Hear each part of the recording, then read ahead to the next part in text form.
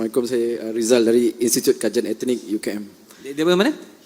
Kita UKM. Kita, okey, kita. Saya ada dua soalan, saya cuba pendekkan. Kalau terpanjang minta maaf Ustaz. Nombor satu, kalau dalam konteks kesatuan ummah, cabaran dan harapannya, kalau kita berbicara tadi untuk menyatukan orang mazhab-mazhab yang ada di dalam Islam sebagainya, bagaimana kalau kita nak menyatukan aliran-aliran lain di dalam Islam seperti Syiah, Wahabi dan sebagainya bersatu bersama kami dalam konteks Islam? Itu yang pertama. Yang kedua, apabila berpindahnya ibu negara Israel ke Jerusalem, adakah itu petanda bahawa laluan untuk Dajjal daripada Isfahan, Iran akan terus bersemayam di Jerusalem? Pandangan Ustaz. Terima kasih Ustaz. Terima kasih Dok. Dulu ada satu subjek di Al-Azhar namanya At-Tayyarat Al-Fikriyah Al-Mu'asirah, aliran-aliran pemikiran kontemporer dalam Islam, mengkaji satu masalah bahawa Israel tetap melakukan 5 hal untuk menunggu Mesias, juru selamat yang mereka tunggu-tunggu sampai hari ini. Karena menurut mereka juru selamat itu belum turun sampai hari ini. Yang pertama, semua Yahudi mesti kembali ke bumi yang dijanjikan Tuhan, Al-Ardul Mau'ud, tanah yang dijanjikan Tuhan. Itu syarat pertama. Maka pada tahun 1946 mereka pun beramai-ramai pindah. Hari ini 5 juta penduduk Israel sudah kembali. Yang dari Maghribi, yang dari Rusia, yang dari Europe kembali. Dengan syarat ibu, sebab mereka melihat nasab ini dari puak ibu. Yang kedua, mereka dulu pernah dihancurkan pada masa Kaisar Nebukadnezar yang menghancurkan Temple of Solomon. Maka mereka mesti membalaskan sakit hati terhadap Nebukadnezar. Kampung Nebukadnezar adalah Babel, Babilonia adalah Irak sekarang. Oleh sebab itu Irak mesti dihancurkan. Itulah makanya serangan kepada Irak ini terus bertubi-tubi hingga hari ini. Yang ketiga, bahwa bumi Palestina mesti hijau. Sebab syaratnya Mesias itu mau turun ke bawah kalau dia hijau. Agak-agaknya Mesias itu dari atas langit dia tengok, dah hijau atau belum? Bila hijau aku baru turun.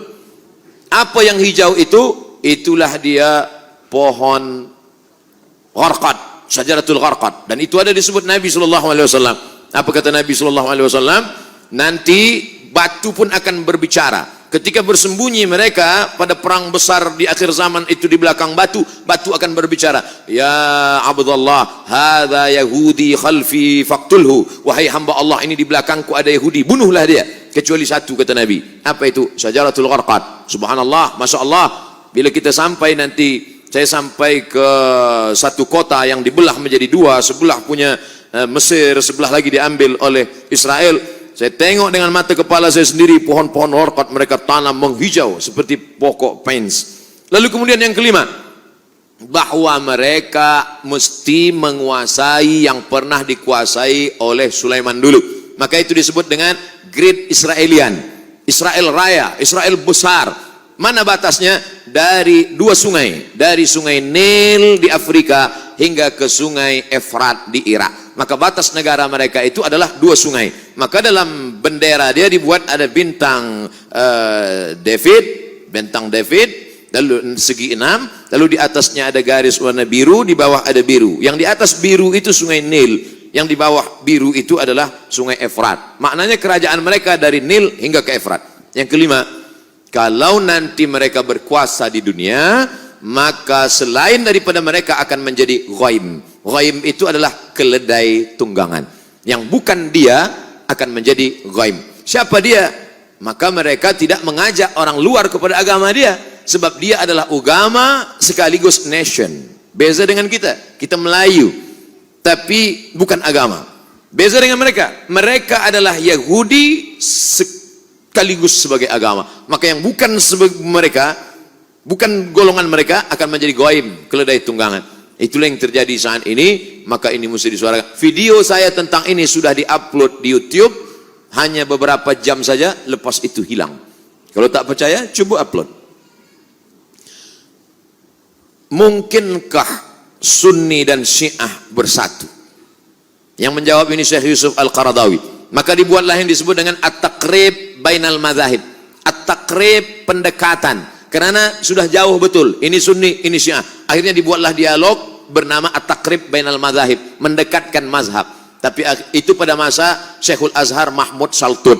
Berlanjutlah kepada Syekh Yusuf Qardawi. Kata Syekh Yusuf Al-Qardawi, akhirnya saya tak sanggup. Kenapa? Mereka mengajak takrib bainal madzahib, tapi sebenarnya mereka sedang melakukan tasyyi'us sunnah, mensyiahkan ahli sunnah. Di mana letak perbezaan kita dengan mereka? 5. Yang pertama, mereka berkata selepas Nabi SAW meninggal, dunia ini dipimpin oleh Sayyidina Ali. Ali meninggal dipimpin oleh Sayyidina Al-Hasan. Hasan meninggal dipimpin oleh Sayyidina Al-Husain. Husain meninggal dipimpin oleh Ali Zainal Abidin. Ali Zainal Abidin meninggal dipimpin oleh Muhammad Al-Baqir. Muhammad Al-Baqir meninggal dipimpin oleh Ja'far Shadiq. Ja'far Shadiq meninggal oleh Musa Al-Kazim. Musa Al-Kazim meninggal oleh, terus sampai ke bawah, imam yang 12. Imam yang ke-12 sedang bersembunyi sekarang, belum keluar. Sementara imam 12 ini belum keluar, dunia dipimpin oleh wilayatul faqih yang sekarang dipimpin oleh Khamenei. Siapa yang tidak mengakui ini maka kafir. Itulah yang menyebabkan dia keluar daripada Ahlus Sunnah, karena Ahlus Sunnah tidak boleh takfir, mengkafirkan orang, sedangkan dia mengkafirkan kita. 2. Selepas Nabi SAW meninggal dunia, maka ada wasiat kepada Sayyidina Ali. Maka orang yang mengambil wasiat membatalkan wasiat itu berarti kafir. Abu Bakar dan Umar kafir. Makanya ada doa laknat sonamai Quraisy. Selepas sholat subuh mereka laknat, Allahumma la'an sonamai Quraisy. Siapa yang dimaksud dengan sonamai Quraisy? Abu Bakar Siddiq dan Umar Ibnul Khattab. Wa ma Muhammadun illa rasul. Muhammad itu seorang Rasul SAW. Qad khalas min qablihi rusul. Sebelum-sebelumnya Rasul sudah meninggal. Afa immata, kalau dia mati meninggal dunia. Au qutila, atau dia dibunuh. Apa kata mereka dalam tafsirnya? Qutila, Muhammad SAW mati dibunuh. Siapa yang membunuhnya? Sammahuma, sammahu. Ada 2 orang perempuan yang sudah meracunnya. Sejahat-jahat perempuan adalah mereka berdua, sejahat-jahat lelaki adalah bapaknya. Siapakah 2 perempuan itu? Aisyah paling jahat, bapak Aisyah Abu Bakar. Hafsah paling jahat, bapak Hafsah adalah Umar. Sejahat-jahat perempuan Aisyah dan Hafsah, sejahat-jahat lelaki Abu Bakar dan Umar. 3. Sahabat Nabi yang beriman hanya Muaz, hanya Abu Dzar Al-Ghifari, Salman Al-Farisi, Miqdad bin Aswad. Selain daripada itu, sahabat itu kafir murtad. Sedangkan kita Ahlussunnah berkata as-sahabah udul. Abu Bakar Siddiq radhiyallahu an, Umar bin Khattab radhiyallahu an, Ali bin Abi Thalib radhiyallahu an. Sedangkan mereka mengatakan laknatullah alaih. Yang keempat, mereka berkata bahwa ada namanya taqiyah. Kalau kebetulan yang hadir ini ramai adalah Ahlus Sunnah wal Jamaah, maka ketika dia ditanya, engkau Syiah apa Sunnah? Dia akan berkata, ana Sunni. Sebab yang banyak ini Sunnah.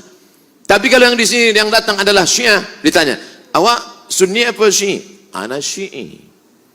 Ini namanya taqiyah. Kalau yang kebetulan datang 50-50, 50 Sunnah, awak apa? Ana Sushi. Sunni Syi'i. Taqiyah. Dalam Islam tak ada taqiyah. Sedangkan mereka mengatakan at-taqiyah minad din. Taqiyah ini minad din. Siapa yang tidak bertaqiyah maka dia tidak beragama. Tidak beragama Syiah maksudnya. Yang kelima, mereka memahamkan ada akidah mereka disebut dengan mut'ah. Hari ini mut'ah luar biasa. Berapa banyak orang terkena penyakit. Seorang dokter medikal di Bandung, dia buat dalam buku, dia tulis buku itu. Dia bercerita bagaimana seorang perempuan yang memakai niqab, memakai cadar datang, tapi dia terkejut kenapa terkena, maaf, penyakit sipilis. Kenapa terkena sipilis? Rupanya ikut jamaah. Terlalu banyak guna Van Rijk kena virus. Oleh sebab itu maka kita tidak mungkin bertemu. Nata'awan fi mattafaqna. Mari kita bersama menjaga persatuan umat pada golongan antara Hanafi dengan Maliki, antara Syafi'i dengan Hambali, antara Ahlus Sunnah wal Jamaah. Tapi kalau sudah kepada Ahlul Bid'ah, maka dalam hal ini mesti, alhamdulillah, Malaysia merupakan kerajaan yang tegas dalam bidang ini.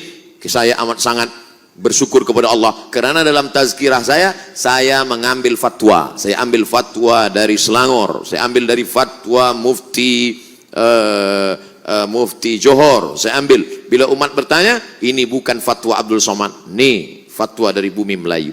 Kenapa? Karena umat ini akan dijaga oleh ulama. Kalau ulama diam dalam masalah ini, maka habislah umat, akan diterkam oleh serigala-serigala. Maka mesti dijaga oleh ulama. Wallahu a'lam bishawab.